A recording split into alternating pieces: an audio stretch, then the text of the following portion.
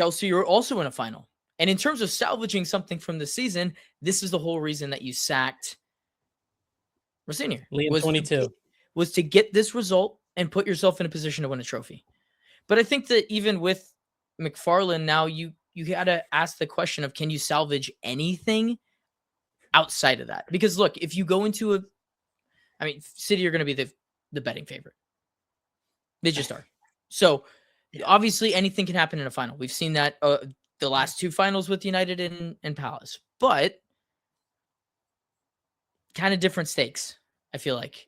And for Chelsea, is there any redeeming qualities that are left for you to feel like there's something to salvage here outside of just winning that trophy? No, I mean, it's part of the club's DNA, right? The thing getting ripped away by the ownership is, they win. So I think that's going to mean a lot. And I mean, we saw the players. It is very disappointing because I think that display made it very clear they did not give a shit at the end of the Rosenior tenure. I think that was the most obvious evidence you could see. But only looking forward, I mean, it was great to see our captain step up and take the initiative even before the goal. He was playing as the 10, but constantly dropping deeper to come pick the ball up, spray it, drive with it himself. I mean, I thought he put on a really good performance in that game. So love to see that. I cannot believe we kept a clean sheet. Forgot what that felt like. And with Tosin and Chalobah, nonetheless, I still think they were, they did their job in terms of the duels, especially aerials. Tosin was actually winning them. But even for that Aronson chance, Chalobah gets the ball in the middle and just makes a pass across after getting lucky enough to not lose the ball, just gives the ball away. And then Tosin over lunges and just completely misses it. And then he's in on goal. So they're still very capable of just calamity in the back. So anytime, I mean, I've said it for months, I'll look at the back line and I will not be confident in our game. Garnacho gets worse every game. I mean, not even losing the ball every time, like going at your man, like literally just losing the ball. As soon as it goes to him, the ball, we lose possession of the ball. Neto wasn't too bad. I thought João Pedro was really good. We played long a lot, and his back to goal play I thought was really good. I think his strength is something that's very underrated in his game. Unlucky to not leave with a goal, but first game back coming from a minor injury, I thought it was a really good performance. So, yeah, I mean, Lavia, Caicedo did their thing. You would expect that from the expenditure in our midfield, but they did all play really well. We really just reverted to Maresca ball, if I'm honest. I mean, that's what it looked like to me in terms of the shape, how we were trying to play. Second half was more of a shutting up shop. Weren't as adventurous, but you get the win. You're in a cup final. Last time we beat City was in a cup final 5 years ago. So that's my only cope in terms of positivity. Maybe we can only beat them in cup finals now. But yeah, if you look at it on paper, game's not played on paper, but I do not think there is a very high % chance that we come away with that trophy. Yeah, it was one of the games of all time, to your point. Like, you guys got the result, similar to how we were talking with United in the beginning, and you put yourself in a position to do something that is salvageable for the season. Because if you do come away with the FA Cup, you get Europa League at the very least, right? Like, UCL is not out of the cards, but for the project and for what you guys need, you guys spend a lot of money, and that's still Europa League. While it is the second-rate competition, it's still a draw.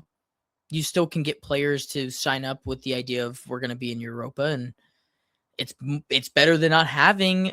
Look, I've been here all year. I don't care. Better than not having midweek. They won't do anything anyways. We had UCL and world champ status, and we signed fucking nobody. So I don't even think about it from that perspective. Fair. But we need the game time. It's a big squad, no matter how you want to put it. You can't just have one game a week and then all those bums just sitting there on relatively high wages. It'd be hard to get rid of them. But yeah, that's, again, I have no confidence just because I've seen this group of individuals not make the right decisions in terms of the squad building. So I can't expect the right guys to get sold and the right guys to come in, the right coach to come in. You get briefs talking about they're trying to narrow down and confirm the style of football they want to be played. So you're just spending money the whole time just with, I hope he works in one system and not the, like, what the fuck are we doing? Like, you're trying to put out briefs to like put out the fire. And I think I said it before, you're putting oxygen into the fire. Like, you just make yourselves look dumber and dumber every day. So anytime I try to get optimistic, I just get reminded of who's in charge, and it's really hard to put any faith there. But again, cup final, I always talk about Enzo, how Chelsea coded he is, right? How much he loves the club. He can show it one more time. So hopefully Reece James is back. I'm seeing even Colwell might be back. I think that's a pretty crazy game to throw him into. But yeah, I maybe if Reece James is captaining us, you got Caicedo, Lavia, Enzo. Palmer's looked awful. He has not gotten any better. In fact, it might have gotten worse, some of his performances, and he's meant to be more fit. I'm not going to throw away my tools and say we need to get rid of him by no means, but yeah, I'm not going to expect him to do too much the rest of the season. He might not even get the call for England. He probably does, but on form, he definitely hasn't earned that. And that's a damning statement because I rate him very highly. I expect a lot from him, and I have no expectation from him. And do not ask me if I expect anything from the rest of our attack, bar draw Pedro, because also horrific. Yeah, Mila, from your perspective as the team on the other side of this coin, is there anything salvageable for Chelsea at this point with 5 games remaining? I mean, it's a one-off game. I think they can always come out winners in this. Pep didn't beat McFarlane. That's right. No, he didn't. So that you can look at that one of two ways, and that Pep didn't beat him, angry. or Pep's angry and didn't beat this guy. So just gonna dunk it on him. I personally believe it'll be the second one, and that Pep is annoyed that he didn't beat this guy the first time. He couldn't get without a license. Mm-hmm. And that he's gonna have to show there's levels. But then again, it comes down to the players on the pitch. I think my team is in a good place to go and win a title, go and add another one, especially in a season where everyone's been doubting us. So I do think it'll be very difficult for Chelsea to go and snatch that from them. But like we've been talking about the past couple of weeks, footy is footy. Anything is possible. Yeah.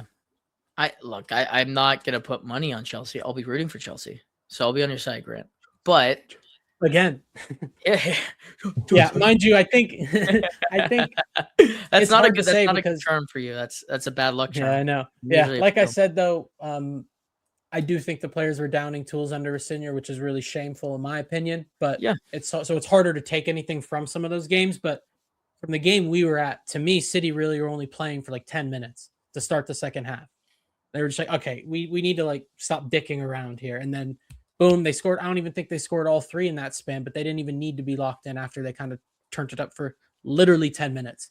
So that gulf in quality, maybe we can galvanize the troops. Maybe McFarlane's got that dog in him we don't know about, but I do think it will take a miracle. But cup final is a cup final. Anything can happen. I just will not expect it to happen. Yeah. I think for the salvaging portions, when you were talking about Colwell, if he plays this season, I think that is not a very good idea. He's been playing for the U21s. He's been playing let him continue to play that. Agreed. Let him build his. I mean, that's a serious injury he had, and to put him back. Fuck, we really need Conference League this year. Like, yeah, no.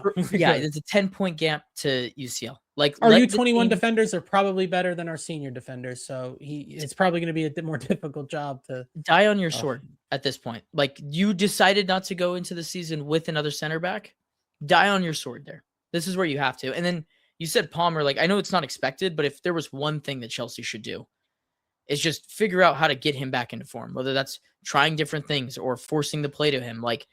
Your attackers are not good enough to be. It's a tough equation. It's a tough equation because the more I think about it, like 2 of the midfield 3, if everyone's in their preferred positions, are Enzo Fernandez, Cole Palmer. You're asking Moises Caicedo to do a lot of work to make up for that lack of physicality. And mind you, Enzo runs his ass off, but he's clearly not the most athletic or gifted player in that front. So that in itself is a conundrum because Enzo wears the armband quite a bit, and I think he's been very good for us. And then Palmer, obviously, we've seen what he's capable of. So it's a bit of an issue there. How do you sort that balance? Play him on the wing. Dylan has been harping on this for a while, and I think this is one of the main issues with Chelsea. We've talked about it. I think I talked about it with Grant the most, just personally. Is that Enzo's good, but I don't see where he fits in this squad without displacing someone. Yeah. So if this is the issue, then like Dylan's saying, just play him on the wing. And I everyone can agree. be happy. I agree. I think the best possible 11, you have a midfield 3 of Enzo, Caicedo, Lavia. You could throw Palmer on the right. Give me Steve on the left. You know what I mean? Cool. Look, even if like, it's that's not enough. Lavia and it's Santos, like I still think that putting Garnacho into matches at this point, we've all seen it. He's torture. Awful. So why continue to play around with that? Like I get he was. I miss Sancho. I miss Sancho. Like this is insane. Like you've they made a deal to bring him in. They're already looking to move him off. There's no point in continuing to play with Garnacho. So don't, and just let Palmer build form as a winger. I just think that's where he's best suited. But even if he's not, like allowing him to build some confidence, because that's the one thing that looks off to me.